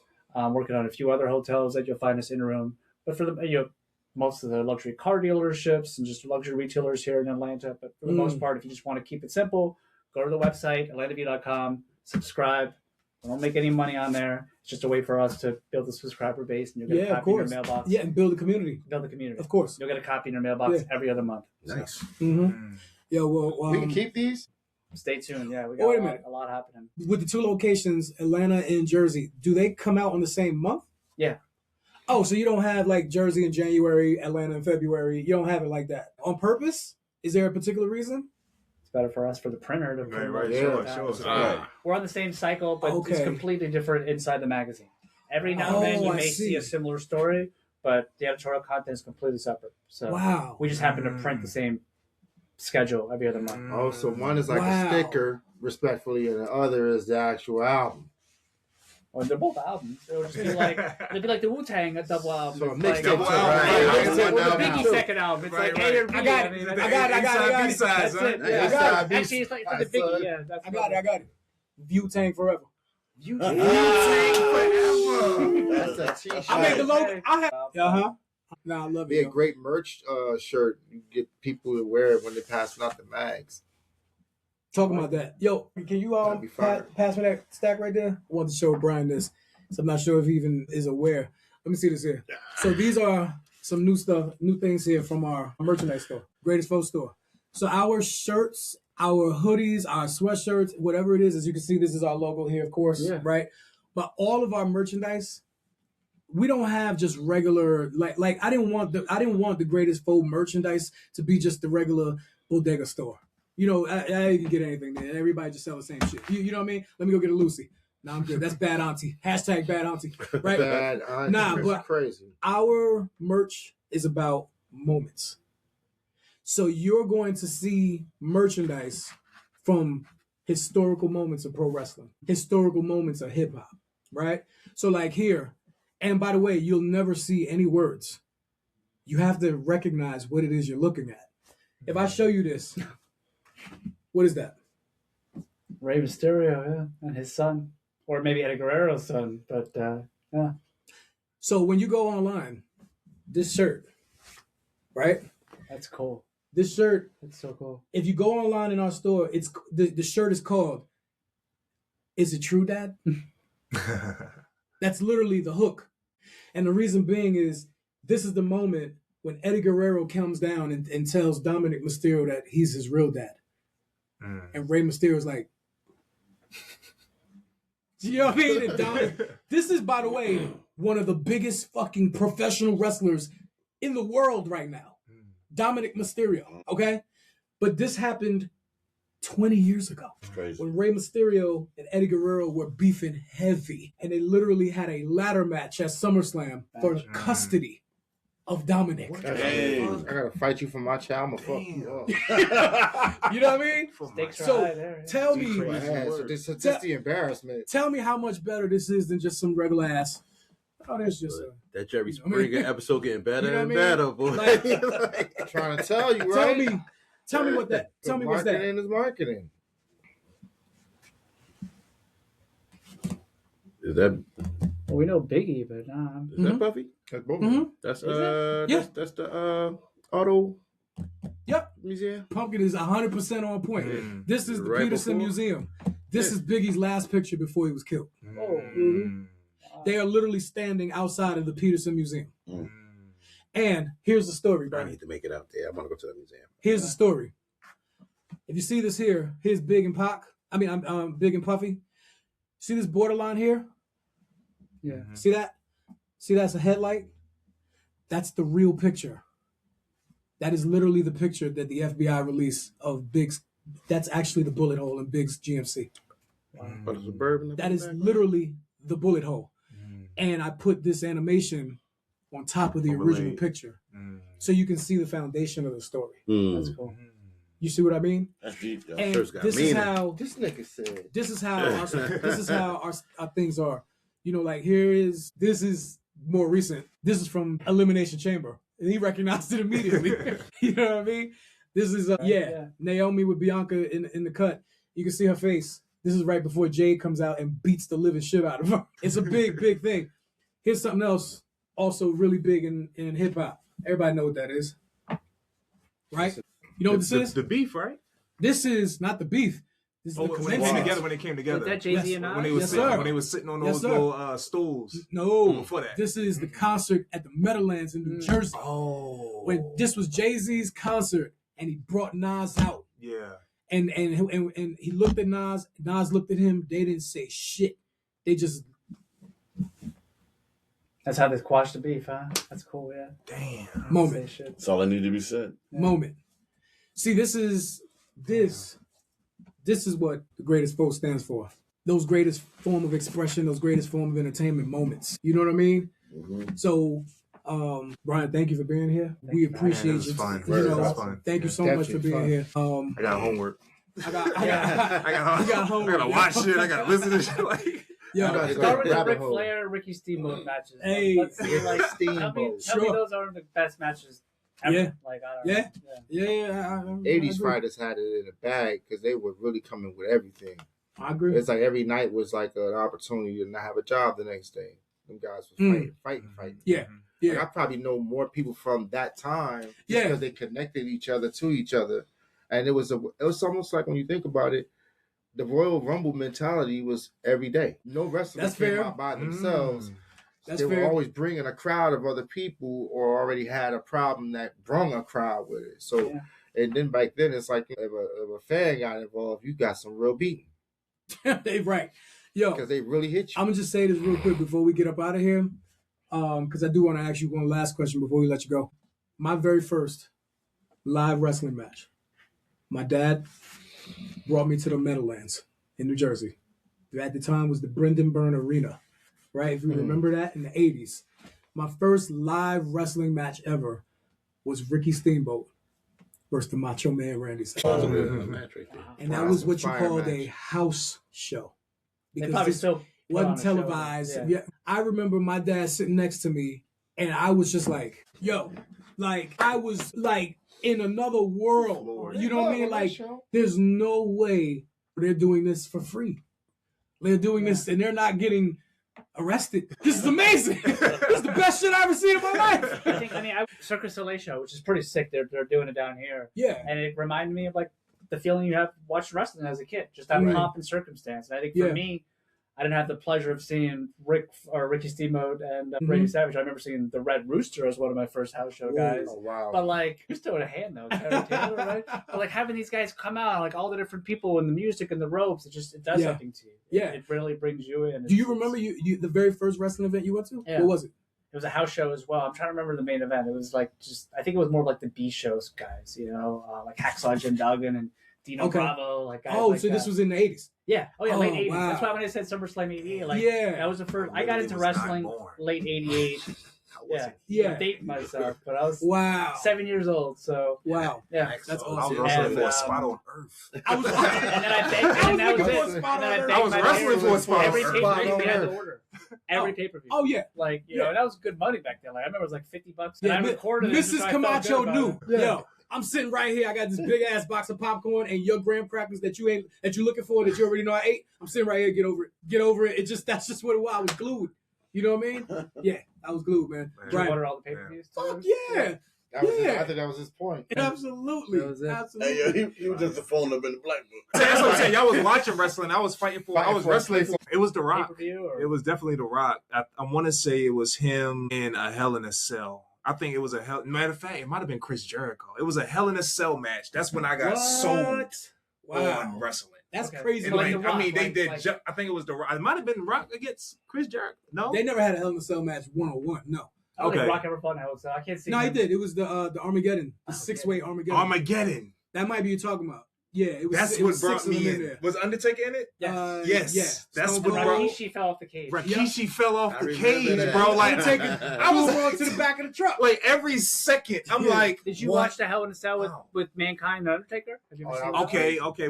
Was he Mankind? Yeah, like he had the mask on. Okay, possibly. It's literally what Undertaker. If you've seen it, you know. And he landed on the commentator joint. Yep. Yes. And he fell through, and then he fell through. Then he fell through. That's crazy. Sick. Wow. That's sick. The Hell in a Cell. If somebody ever says wrestling's fake, I haven't watched that. Yep. Fake that shit. And that's real. Go ahead, you do that. That's real. And that's real. I think my first real going to together live match was with us. Yeah, you know what? I guess we could probably end the show with that. That's a very special story. Right. You want to say it? Oh well. We went to WrestleMania. Yeah.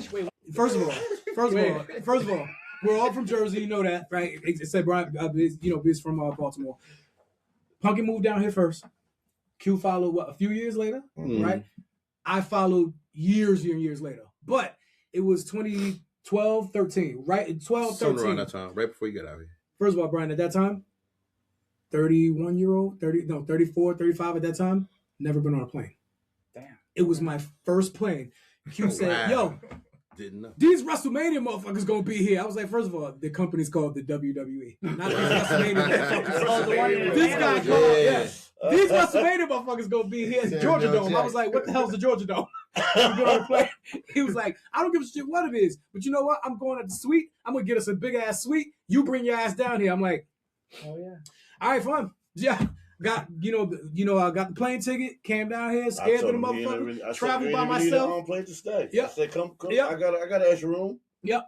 Traveled down here by myself, flew down here by myself by the first time, came down here, stayed with my brother, went to go get my other brother, brought his son, right? We all went to WrestleMania 27 at the Georgia. So that was your kind of magnet to Atlanta in a way. Yeah. So wrestling brought you here, literally. Wow. Damn. Yeah, that's cool.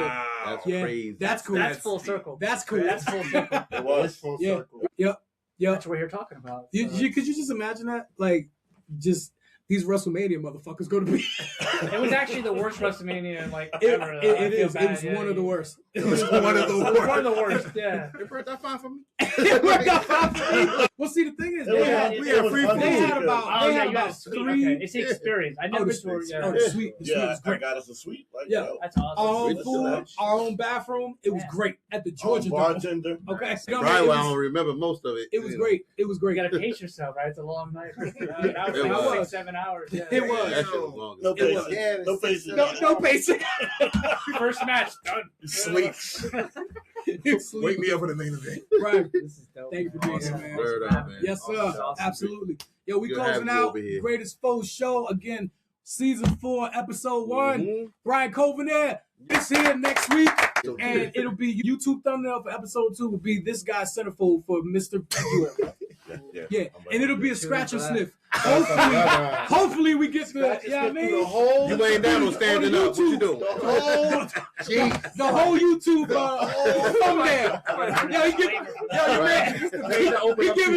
Yo, he give it different meaning to thumbnail. Oh shit. Hey, yo, we out. It smell like OE between his pants. Oh shit. I said the magazine gonna have a cigarette with it. Like, But what happened to the love of the art of professional wrestling? All I could think of was, man, let me get my hands on this and I will show them a way. I will show them the way. Okay, we need to find some place that will accept these ideas, that will accept this vision, that will look into the future, that will bring hip-hop into wrestling.